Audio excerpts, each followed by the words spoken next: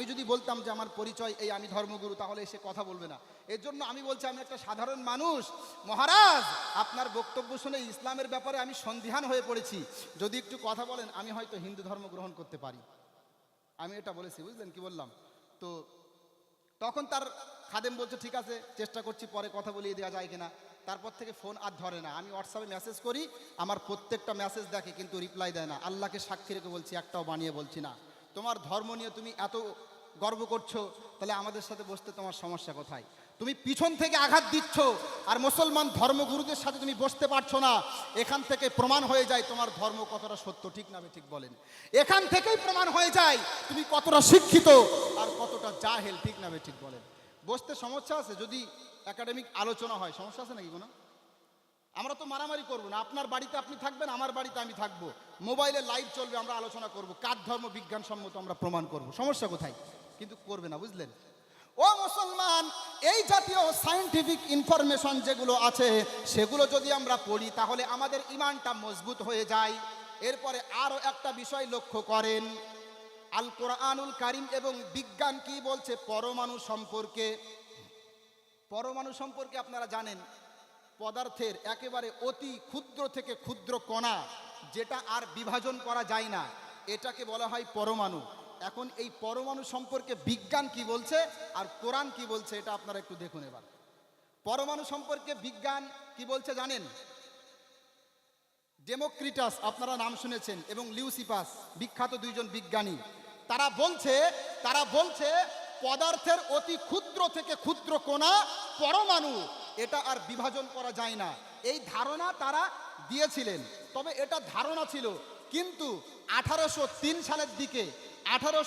সালের দিকে বিখ্যাত বিজ্ঞানী স্যার জন ডাল্টন, তিনি পরীক্ষা ভিত্তিকভাবে পরমাণু তত্ত্ব প্রকাশ করেন, এবং সেখানে তিনি এই দাবি করেন পরমাণু হলো পদার্থের অতি ক্ষুদ্র থেকে ক্ষুদ্র কণা, যেটাকে আর বিভাজন করা যায় না, যেটাকে আর টুকরো করা যায় না, একেবারে অতি ক্ষুদ্র থেকে ক্ষুদ্র কণা, এটাকে আর বিভাজন করা যায় না।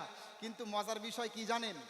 যখন 19বিংশ শতাব্দীর শেষের দিকে এবং বিংশ শতাব্দীর শুরুর দিকে পরমাণুর মধ্যে ইলেকট্রন, প্রোটন এবং নিউট্রন আবিষ্কার হলো, তখন থেকে বলছে না, পরমাণুকে বিভাজন করা যায়, পরমাণুকে বিভক্ত করা যায়, এবং পরমাণুর মধ্যেও এই তিনটা উপাদান আছে। বলেন সুবহানাল্লাহ।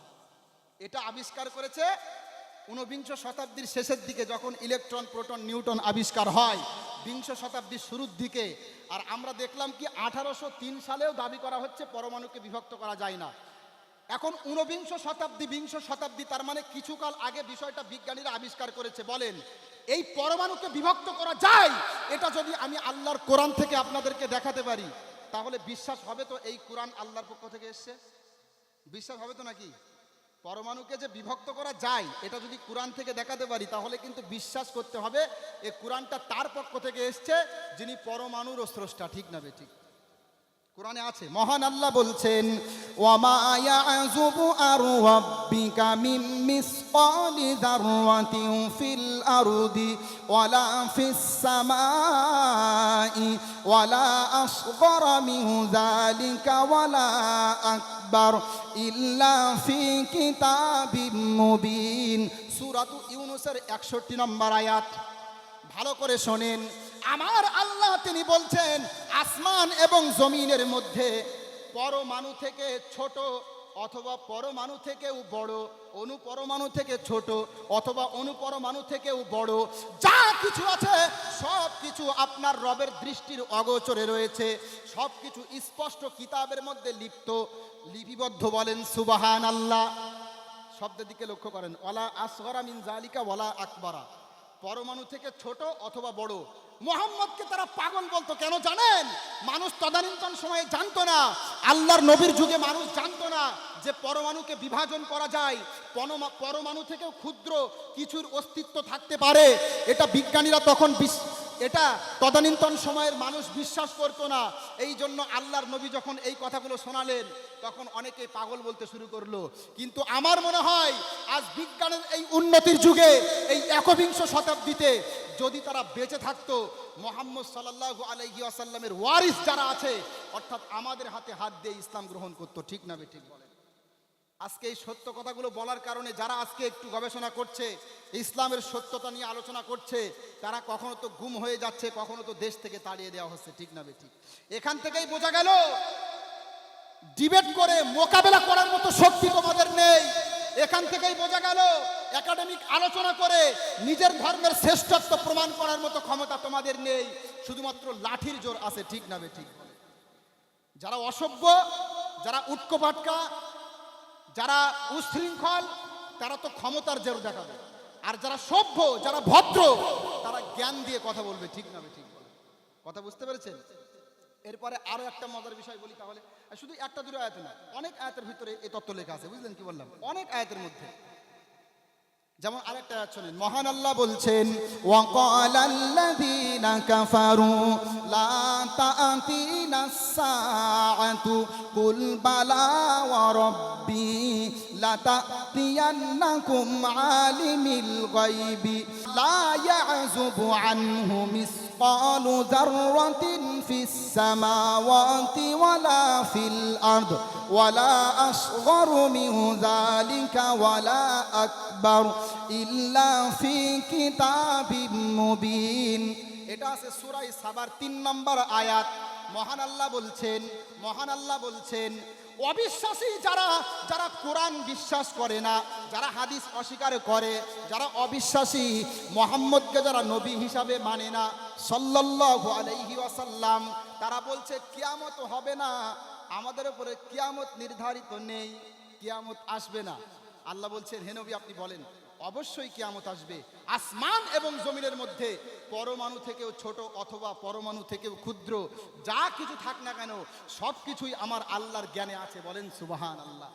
এই আয়াতগুলো পড়লে কি ঈমান বাড়ে না? আজকে মুসলমান নামাজ পড়ে না, আজকে মুসলমান কোরআন তেলাওয়াত করতে জানে না, আজকে মুসলমান ইসলাম থেকে দূরে।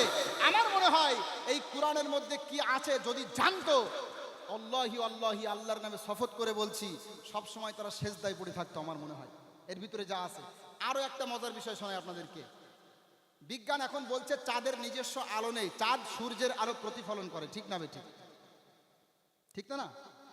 বিজ্ঞান বলছে সূর্যের যেমন নিজস্ব আলো আছে, চাঁদের নিজস্ব আলো নেই, চাঁদ সূর্যের আলো প্রতিফলন করে। এ কথা বিজ্ঞান এখন বলছে। তো বিজ্ঞান এ কথা এখন বলছে, কিন্তু আগে কি বলা হতো? প্রাচীনকালে বহু সংস্কৃতিতে বিশ্বাস করা হতো চাঁদের নিজস্ব আলো আছে। বিভিন্ন মিথ এবং পুরাণে চাঁদকে নিজস্ব আলোর উৎস হিসাবে উল্লেখ করা হয়েছে। কিন্তু যখন বিজ্ঞান আস্তে আস্তে উন্নত হলো, তখন এই ধারণা পাল্টে যায়। বিশেষ করে যাকে আধুনিক জ্যোতির্বিজ্ঞানের জনক বলা হয়, গ্যালিলিও গ্যালিলি, তিনি এবং পরবর্তী জ্যোতির্বিজ্ঞানীরা যখন টেলিস্কোপ দ্বারা পর্যবেক্ষণ করে দেখলো যে চাঁদ একটা কঠিন দেহ যা সূর্যের আলো প্রতিফলন করে, তারপর থেকে এই ধারণা একেবারেই পাল্টে গেল। মানুষ এখন বিশ্বাস করে, বিজ্ঞানীরা এখন বিশ্বাস করে চাঁদের নিজস্ব আলো নেই, সূর্যের আলো প্রতিফলন করে, বলেন সুবহানাল্লাহ। 1610 সালে ইতালীয় বিখ্যাত বিজ্ঞানী, পদার্থ অ্যান্ড জ্যোতির্বিজ্ঞানী গ্যালিলিও গ্যালিলি পর্যবেক্ষণ করে দেখেন চাঁদের দেহটা অত্যন্ত কঠিন দেহ, নিজস্ব কোনো আলো নেই, সূর্যের আলো প্রতিফলন করে, এটা প্রকাশ করলো। এই তো কিছুকাল আগে। আচ্ছা বলেন তো, যেটা কিছুকাল আগে প্রমাণ করলো বিজ্ঞানীরা যে চাঁদের নিজস্ব আলো নেই, এই বিষয়টা যদি আমি আল্লাহর কোরআন থেকে দেখাতে পারি যে চাঁদের নিজস্ব আলো নেই, বিশ্বাস হবে তো কোরআন আল্লাহর পক্ষ থেকে এসছে? আমার কথা বুঝছেন তো নাকি? বিজ্ঞানীরা যেটা মাত্র কিছুকাল আগে আবিষ্কার করলো, সূর্যের নিজস্ব আলো রয়েছে, চন্দ্রের নিজস্ব আলো নেই, সূর্যের নিজস্ব আলো রয়েছে, চন্দ্রের নিজস্ব আলো নেই, সূর্যের আলো প্রতিফলন করে, এটা মাত্র কিছুকাল আগে আবিষ্কার হলো। এখন যদি আমি আল্লাহর কোরআন থেকে এই বিষয়টা দেখাতে পারি, তাহলে অবশ্যই কিন্তু আমাদের বিশ্বাস করতেই হবে এই কোরআন মুহাম্মদের লেখা না, এই কোরআন কোনো মানুষের লেখা না, এই কোরআন তার পক্ষ থেকে এসেছে যিনি চন্দ্রের সৃষ্টিকর্তা, ঠিক না বেঠিক? বিশ্বাস হবে তো নাকি? তাহলে এবার আয়াত শোনায় আপনাদেরকে। দেখেন আলোচনা কিন্তু কঠিন, আমি আগে বলি এই আলোচনা একটু কঠিন, অনেকের বুঝতে একটু সমস্যা হবে, বলবে হুজুর আজকে কি আলোচনা করছে। আরে আমি তো আপনাদের গ্রামের ছেলে, কত সহজ সহজ বিষয় আলোচনা করেছি। নামাজের ব্যাপারে বলেছি, রোজার ব্যাপারে বলেছি, জাকাতের ব্যাপারে বলেছি। কিন্তু আজকের আলোচনাটা অনেকেই শুনতে চেয়েছিল যে কোরআন যে সত্য আল্লাহর পক্ষ থেকে এসছে এই নিয়ে বলবেন। আমি জানি আজকের আলোচনাটা বুঝতে অনেকের কষ্ট হবে, কঠিন, তারপরেও আমাদের ঈমানটা মজবুত হবে। বিশ্বাস করেন, আপনাকে যদি একজন অমুসলিম ভাই বা যে কোনো একজন নাস্তিক এসে বলে এই কোরআনটা আল্লাহর না, এটা মানুষের লেখা, যদি বলে আপনি চুপ করে যাবেন, কোনো কথা বলতে পারবেন না। আপনি অন্ধের মতো বিশ্বাস করেন কোরআন আল্লাহর, কিন্তু আপনাকে যদি বলা হয় দলিল দিতে যে কোরআন যে আল্লাহর, এটা প্রমাণ করেন, আপনি বলতে পারবেন না। তো বলতে না পারেন ঠিক আছে, অন্তত শুনে নেন যাতে করে আমাদের ঈমানটা মজবুত থাকে, ঠিক না ঠিক? তাহলে কিছুকাল আগে বিজ্ঞানীরা বলছে চাঁদের নিজস্ব আলো নেই, সূর্যের আলো আছে, চন্দ্র সূর্যের আলো হাওলাত করেছে। এখন এই বিষয়টা আমরা কোরআন থেকে দেখাবো। আজ থেকে ১৫০০ বছর আগে কোরআন নাজিল হয়েছিল, কোরআন থেকে দেখাবো চাঁদের নিজস্ব আলো নেই, সূর্যের আলো প্রতিফলন করে। যদি দেখাতে পারি আবারও প্রমাণিত হবে এই কোরআনটা আল্লাহর পক্ষ থেকে এসেছে, ঠিক না ঠিক বলেন? তাহলে আয়াত দেখেন এবারটা, মহান আল্লাহ বলছেন তাবারাকাল্লাযী জাআলা ফিস সামাই বুরুজাও ওয়া জাআলা ফিহা সিরাজাও ওয়া কমারাম মুনীরা। সূরাতু ফুরকান 19 নম্বর পারা, 4 নম্বর পৃষ্ঠা, 6 নম্বর রুকুর 61 নম্বর আয়াত। মহান আল্লাহ বলছে মহিমান্বিত, গৌরবান্বিত, অতি সম্মানিত সত্তা আমার আল্লাহ, যিনি আকাশে নক্ষত্র সমূহ সৃষ্টি করেছেন, যিনি নবমণ্ডলে নক্ষত্রাদি সৃষ্টি করেছেন, এবং সূর্যকে স্থাপন করেছেন প্রদীপ রূপে, এবং চন্দ্রকে স্থাপন করেছেন আলোকময় হিসাবে। এখানে একটা মজার বিষয় লক্ষ্য করেন, সূর্যের ক্ষেত্রে আল্লাহ শব্দ ব্যবহার করেছে সিরাজা, তার মানে হলো প্রদীপ। আচ্ছা, প্রদীপের নিজস্ব আলো আছে না নেই? প্রদীপ ল্যাম্প নিজস্ব আলো আছে না নেই? আছে। আর চাঁদের ক্ষেত্রে আল্লাহ শব্দ দিয়েছে ও কমারাম মুনীরা, জ্যোতির্ময় চাঁদ, আলোকময় চাঁদ। আর এই শব্দের অর্থ যদি আপনি আরবি ডিকশনারি দেখেন তাহলে দেখবেন স্পষ্ট লেখা আছে আই নূরুহু মুক্তাসাবুম মিন নূরি গায়রিহি, অর্থাৎ যার আলোটা অন্যের থেকে ধার করা, নিজস্ব কোনো আলো চাঁদের নেই। বলেন সুবহানাল্লাহ। আমার প্রশ্ন, মুহাম্মদ সাল্লাল্লাহু আলাইহি ওয়াসাল্লাম যদি সত্য নবী না হবেন, মুহাম্মদ সাল্লাল্লাহু আলাইহি ওয়াসাল্লাম যদি সত্য নবী না হবেন, তাহলে তিনি কিভাবে জানলেন চাঁদের নিজস্ব আলো নেই? তিনি কিভাবে জানলেন সূর্যের নিজস্ব আলো আছে? প্রশ্ন আসে না আসে না বলেন? আসে তো। এখান থেকে বোঝা গেল আমার নবী সত্য, ঠিক না ঠিক বলেন? বোঝা যায় না বলেন? এই কোরআনের ভিতরে এই কথাগুলো আছে, আমি যেগুলো বলছি একটা অলৌকিক গ্রন্থ যেটা সরাসরি আল্লাহর পক্ষ থেকে এসছে। গতকালকে দেখেছেন আপনারা ভূমিকম্প হয়েছে, তখন আমি এই তো এখানে বসেছিলাম, আমিও কম্পন অনুভব করেছি। বাংলাদেশ থেকে শুরু হয়েছে, আপনারা দেখেছেন মাত্র কয়েক সেকেন্ডের ভূমিকম্পে মানুষগুলো বিল্ডিং থেকে নিচেই নেমে এসছে। মাত্র কয়েক সেকেন্ডের ভূমিকম্পে মানুষগুলো ঘর বাড়ি ছেড়ে বাড়ির বাইরে চলে গেছে, ঠিক না? এই শক্তিধর আল্লাহ, যিনি মাত্র কয়েক সেকেন্ডের মধ্যে আপনাকে বাড়ি থেকে নামিয়েছে, সেই আল্লাহর কিতাব এটা। কিন্তু আমাদের সমাজের অধিকাংশ মুসলমান তেলাওয়াত করতে পারে না, ঠিক না ঠিক বলে? আর কেউ যদি তেলাওয়াত করার জন্য বলে, কেউ যদি শিক্ষার জন্য কথা বলে, তারপরেও তারা রাজি হয় না। বিভিন্ন ফিতনামূলক বিষয় নিয়ে আজকে আমাদের সমাজের মানুষ পড়ে আছে, এই কোরআনটা তেলাওয়াত করতে শেখে না। অথচ এই কোরআন যদি কোনো মুসলমান বুকে আঁকড়ে ধরে, সেই সফল হবে। কবি কত সুন্দর কথা বলছেন, শোনো শোনো মুসলমান, তোমার বুকে আঁকড়ে ধরো আল কোরআন। শোনো শোনো মুসলমান, তোমার বুকে আঁকড়ে ধরো আল কোরআন। কোরআন হলো রবের কালাম, জান্নাতেরই সুর, যার সিনাতে আছে কোরআন হাসে হৃদয় কুল। কোরআন হলো রবের কালাম, জান্নাতেরই সুর, যার সিনাতে আছে কোরআন হাসে হৃদয় কুল। হরফ জুড়ে কি যে মধুর, পড়লে কোরআন নেকি শুধু, জেগে ওঠে গুনার ভিড়ে ঘুমিয়ে থাকা প্রাণ। শোনো শোনো মুসলমান, তোমার বুকে আঁকড়ে ধরো আল কোরআন। যাই হোক, ইনশাল্লাহ আল কোরআনুল কারীম তেলাওয়াত করার চেষ্টা করবেন তো? ইনশাল্লাহ শেখার চেষ্টা করবেন তো? যে কথাগুলো বলছি অনেক গুরুত্বপূর্ণ। আর আল্লাহ পাক আল কোরআনুল কারীমের মধ্যে একটা দুইটা আয়াতে না, অনেক আয়াতের মধ্যে চন্দ্র এবং সূর্যের ক্ষেত্রে বিভিন্ন গুণ উল্লেখ করেছেন।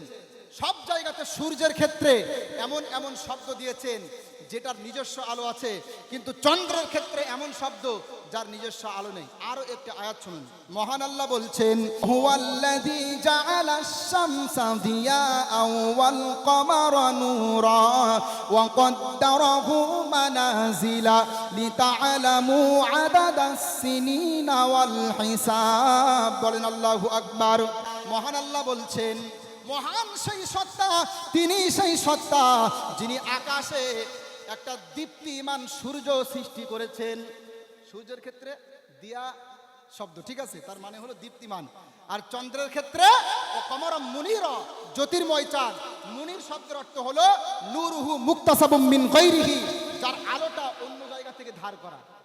আমি অবাক হয়ে যাই মাঝে মাঝে, বিজ্ঞানীরা কিছুকাল আবিষ্কার করলো চন্দ্রের নিজস্ব আলো নেই, সূর্যের নিজস্ব আলো আছে, চন্দ্র সূর্যের আলোয় প্রতিফলিত। অথচ আল্লাহর কোরআনে ১৫০০ বছর আগে এই কথা উল্লেখ রয়েছে। এই জন্য বিশ্বাস হয় যে এই কোরআনটা আল্লাহর পক্ষ থেকে এসেছে, অন্যথায় সম্ভব না। আল্লাহর নবী কোনোদিন মাস্টারের কাছে কোনো শিক্ষাগুরু তার ছিল না। আল্লাহর নবী কোনোদিন স্কুল কলেজে পড়েননি। আল্লাহর নবী কোনো শিক্ষাগুরু ধরে অধ্যয়ন করেননি। এরপরেও তিনি এই সমস্ত বৈজ্ঞানিক তত্ত্বগুলো, বৈজ্ঞানিক সায়েন্টিফিক ইনফরমেশনগুলো, যেগুলো ১৯ শতাব্দীতে বিজ্ঞানীরা আবিষ্কার করেছে, ২০ শতাব্দীতে আবিষ্কার করেছে, আজ ১বিংশ শতাব্দীতে আবিষ্কার করছে, এগুলো কোথা থেকে আসলো কোরআনে? বিশ্বাস করেন, এই কথাগুলো অমুসলিমদের যারা ধর্মগুরু আছে তারা শুনলে এর জবাব দেয় না, বুঝলেন? শুধুমাত্র পিছন থেকে আঘাত দেওয়ার চেষ্টা করে, কিন্তু এর কোনো উত্তর তারা দেয় না। খুব কষ্টের বিষয়। আরও একটা মজার বিষয় শোনেন, আরও অবাক করার বিষয়। আপনারা একসময় শুনেছিলেন যে সূর্য স্থির, পৃথিবী ঘোরে, ঠিক না বেঠিক? ঠিক তো নাকি? সূর্য স্থির, পৃথিবী ঘোরে। কিন্তু আজকে আধুনিক বিজ্ঞান কি বলছে জানেন? সূর্য স্থির নয়, সূর্য ঘোরে। বলেন সুবহানাল্লাহ। আমি একটু প্রাচীনকাল থেকে শুরু করি। অনেক আগে মানুষের মধ্যে প্রচলন ছিল, বা বিভিন্ন দার্শনিক এবং জ্যোতির্বিজ্ঞানীরা মনে করত যে সূর্য স্থির, পৃথিবী ঘোরে। প্রধানত দুইটা মতবাদ মানুষের মধ্যে প্রচলিত ছিল।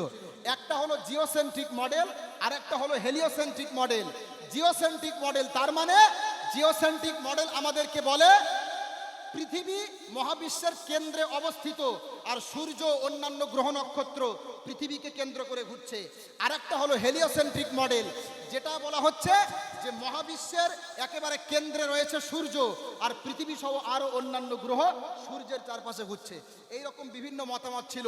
কিন্তু ১৬শ শতকের শেষের দিকে এবং ১৭০০ শতকের শুরুর দিকে বিখ্যাত জ্যোতির্বিজ্ঞানী গ্যালিলিও গ্যালিলি টেলিস্কোপ দ্বারা তিনি সূর্যের পিঠের কালো দাগ দেখতে পারেন, এবং তিনি বলেন, আমি দেখলাম এই কালো দাগগুলো স্থান পরিবর্তন করছে, তার মানে সূর্য নিজ অক্ষের চারপাশে ঘুরছে। বলেন সুবহানাল্লাহ। এরপরে এটা তো গেল সূর্যের অক্ষীয় ঘূর্ণন। এরপরে ১৭৮৩ সালের দিকে বিখ্যাত বিজ্ঞানী স্যার উইলিয়াম হার্শেল, তিনি নক্ষত্র সমূহের আপাত গতির তুলনামূলক বিশ্লেষণ করে দেখেন সূর্য এ মহাবিশ্বে কোনো স্থির বিষয় না। সূর্য অন্যান্য গ্রহের মতো মহাবিশ্বে একটা নির্দিষ্ট দিকে চলমান। বলেন সুবহানাল্লাহ। এরপরে জ্যোতির্বিজ্ঞান আরো উন্নত হলো।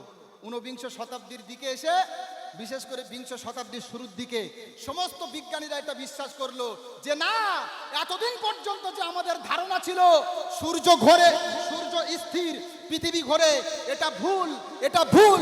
সত্য কথা হলো সূর্যও ঘোরে, পৃথিবীও ঘোরে। বলেন সুবহানাল্লাহ।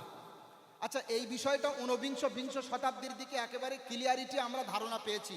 বলেন, এটা যদি আল্লাহর কোরআন থেকে দেখাতে পারি যে সূর্য ঘোরে, এটা যদি আল্লাহর কোরআন থেকে দেখাতে পারি, আবারও প্রমাণ হয়ে যাবে কোরআন আল্লাহর পক্ষ থেকে এসে। ঠিক না ঠিক? বলেন। এই আলোচনাগুলোর অনেক গুরুত্ব আছে। আজকে তো বক্তারা মাশাআল্লাহ এক শ্রেণীর আছে, এরা আলোচনার বিষয় খুঁজে পায় না, স্টেজে উঠলে শুধুমাত্র খোঁচা মারা বক্তব্য। ঠিক না ঠিক? বলেন। অমুক কাফের, অমুক বেঈমান, ইত্যাদি ইত্যাদি, মানে মুসলমানদের মধ্যে দ্বন্দ্ব। অথচ আল্লাহর কোরআন যে সত্য, ইসলাম যে সত্য, এই নিয়ে আলোচনা করে না। কিয়ামতের দিন ইনশাআল্লাহ বিচার দেব তাদের ব্যাপারে। আল্লাহ সুবহানাহু ওয়া তাআলা এই জাতীয় ফিতদিন যারা আছে মুসলিম সমাজকে যেন আল্লাহ পাক তাদের থেকে হেফাজত করে, বলেন আমিন। আচ্ছা, এবার দেখি যে কোরআনের মধ্যে সূর্যের ব্যাপারে কি আছে।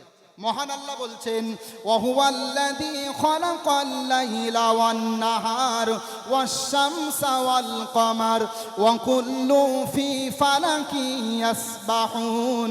সূরাতুল আল আম্বিয়া 17 নম্বর পারা 3 নম্বর পৃষ্ঠা 3 নম্বর রুকুর 33 নম্বর আয়াত। মহান আল্লাহ বলছে আমি আল্লাহ রাত সৃষ্টি করেছি, আমি আল্লাহ দিন সৃষ্টি করেছি, আমি আল্লাহ চন্দ্র সৃষ্টি করেছি, আমি আল্লাহ সূর্য সৃষ্টি করেছি। চন্দ্র এবং সূর্য আপন আপন কক্ষপথে বিচরণ করে, বলেন সুবহানাল্লাহ। ও মুসলমান, মুহাম্মদ সাল্লাল্লাহু আলাইহি ওয়াসাল্লাম আজ থেকে 1500 বছর আগে বলেছিলেন চন্দ্র ঘুরছে, সূর্য ঘুরছে। এই কথা মানুষ তখন বিশ্বাস করিনি, আমার নবীকে পাগল বলে হেসে উড়িয়ে দিয়েছে। কিন্তু আজকে যদি তারা বেঁচে থাকতো, আমার মনে হয় আল্লাহর নবী হাতে হাত দিয়ে তারা ইসলাম গ্রহণ করত। সূর্য ঘুরতো, আল্লাহর নবী কিভাবে জানলো? তখন তো জ্যোতির্বিজ্ঞানের এত উন্নতি ছিল না, তখনকার সময় এত কনফার্ম এই যে বর্তমান আধুনিক যে গবেষণা প্রযুক্তি যেগুলো আমরা দেখছি তদানীন্তন সময় ছিল না। তাহলে আল্লাহর নবী কিভাবে জানলো সূর্য ঘোরে? শুধু আল্লাহর নবী ঘোরে এটা বলেছেন তাই নয়, কেউ যদি বিশ্বাস না করে যে সূর্য ঘোরে সে ব্যক্তি কাফের হয়ে যাবে, ঠিক না বেঠিক? কোরআনের আয়াত কেউ যদি অস্বীকার করে সে মুসলমান না কাফের? বলেন। সূর্য ঘুরছে এটা কেউ যদি অস্বীকার করে সে কাফের। আমরা মুসলমানরা আগে থেকেই এক জায়গাতে ছিলাম, আমরা যুগ যুগ ধরে এটাই বলে এসেছি সূর্য ঘোরে, কিন্তু তারা একের পর এক মতামত পাল্টে দিয়েছে। কিন্তু আমরা যেহেতু চির সত্যের পথে আছি, আমরা সত্যটাই বলেছিলাম, ঠিক না বেঠিক? বলেন। ও মুসলমান, ঈমান বাড়ে না বলেন? অবশ্যই ঈমান বেড়ে যায়। আল্লাহু আকবার। একটা দুইটা আয়াতের মধ্যে না, অসংখ্য আয়াতের মধ্যে এই জাতীয় কথা আছে। মহান আল্লাহ বলছেন সূর্য ঘোরে। মহান আল্লাহ বলছেন, লাশ-শামসু ইয়ামবাগি লাহা আও তুদরিকাল কমার ওয়ালাল লাইলু সাবিকুন নাহার ওয়া কুল্লুন ফী ফালাকি ইয়াসবাহুন। সূরা